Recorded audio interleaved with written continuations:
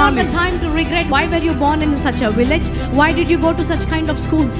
అయ్యో నేను ఇలాంటి గ్రామంలో ఎందుకు పుట్టాను, ఇలాంటి పాఠశాలకు ఎందుకు వెళ్ళాను అని బాధపడే సమయం కాదండి. I mean that if you can't speak in English, you don't have a purpose. English లో మాట్లాడలేనంత మాత్రాన మీకు ఉద్దేశం To లేదన్నాడు. complain that everybody is going somewhere, I am still in India. God has a purpose and that's why you are in India. When Moses did not understand the purpose of God, he tried his own way.